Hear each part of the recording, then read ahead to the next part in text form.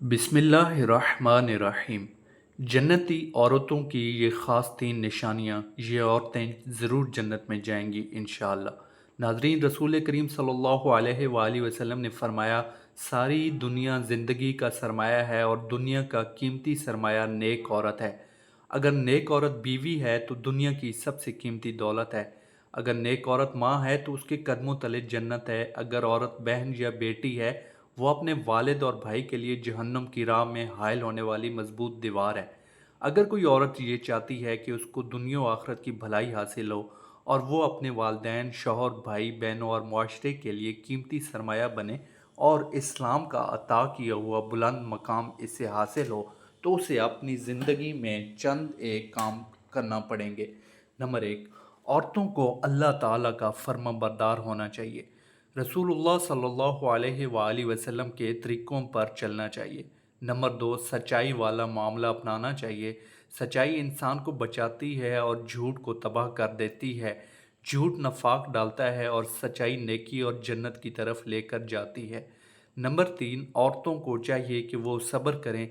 सब्र करने वाली औरतें जन्नती हैं। छोटी छोटी बातों पर शिकवा नहीं करना चाहिए। औरतों को हज़रत फ़ातिमा तो ज़हरा रज़ी अल्लाह अन्हा की ज़िंदगी से सबक हासिल करना चाहिए। उनके घर में कई कई दिन फाके होते थे, मगर वो ज़बान नहीं हिलाती थीं, शिकवा नहीं करती थीं, कुरान पाक पढ़ती थीं, चक्की चलाती थीं, अपने काम काज अपने हाथों से किया करती थीं। खाना मिले तो खा लिया, ना मिले तो शुक्र कर लिया। अगर खाने के वक्त कोई फ़कीर आ गया तो रोटी इसे दे दी। एक बार पूरा ख़ानदान रोज़े से था। एक फ़कीर ने सदा लगाई, मुसाफिर हूँ, रोटी दे दें। हज़रत अली रज़ी अल्लाह अन्हो ने अपनी रोटी उठाई और अपने बड़े बेटे हज़रत हसन रज़ी अल्लाह ताला अन्हो को दी कि जाओ बेटा, ये रोटी साइल को दे कर आ जाएं। हज़रत हसन रज़ी अल्लाह अन्हो ने कहा, बाबा इजाज़त हो तो मैं अपनी रोटी भी फ़कीर को दे आऊँ। हज़रत अली रज़ी अल्लाह ताला अन्हो ने फरमाया, क्यों नहीं।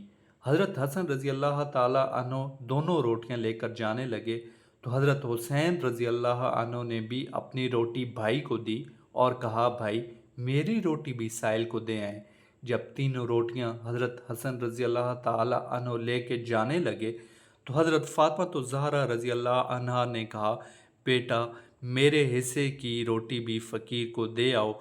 चारों रोटियां जब लेकर हज़रत हसन रज़ी अल्लाह ताला अन्हो जाने लगे तो पास बैठी खादमा ये मनाजिर देख रही थी। उन्होंने कहा, बेटे मेरे हिस्से की रोटी भी मुसाफिर को दे आओ, मैं आपसे पीछे क्यों रहूं।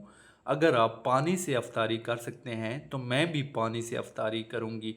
इस सारे ख़ानदान ने पानी से अफ्तारी की। औरतों को अपना रोल मॉडल हज़रत फ़ातिमा रज़ी अल्लाह ताला अन्हा को बनाना चाहिए, जो सब्र व रज़ा की पैकर थीं।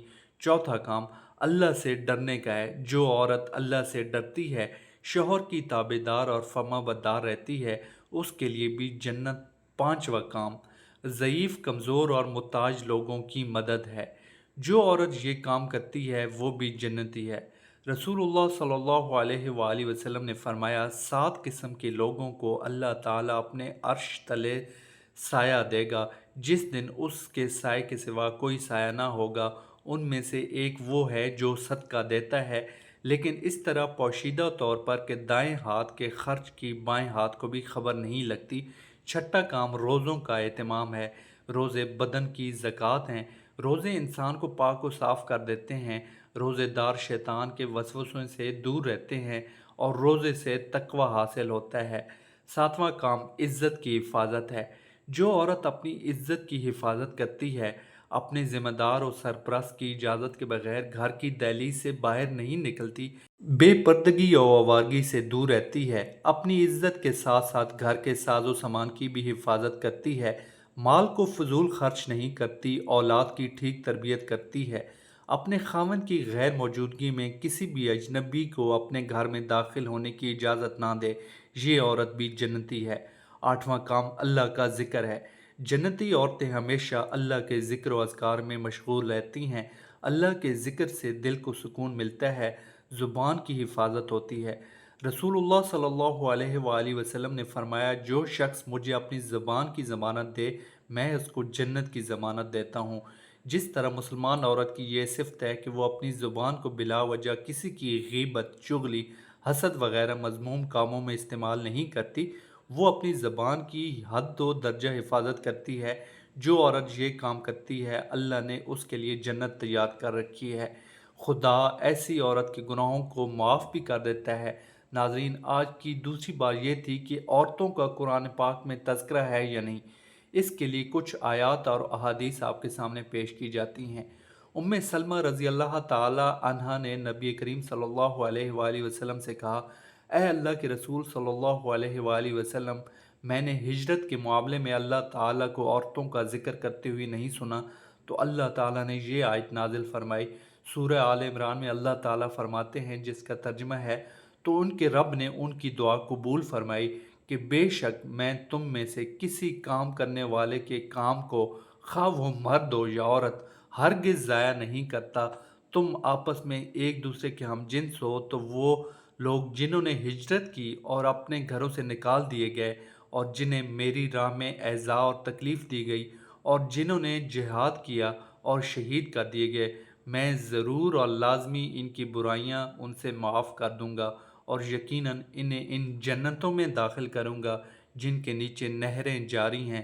یہ اللہ تعالیٰ کی طرف سے ثواب اور اجر ہے۔ اللہ تعالیٰ کے پاس ہی بہترین ثواب ہے۔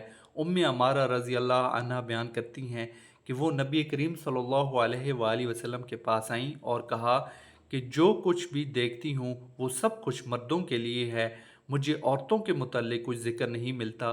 تو یہ آیت نازل ہوئی، بے شک مسلمان مرد اور مسلمان عورتیں اور مومن مرد اور مومن عورتیں، ان کے لیے اللہ نے جنت تیار کی ہے۔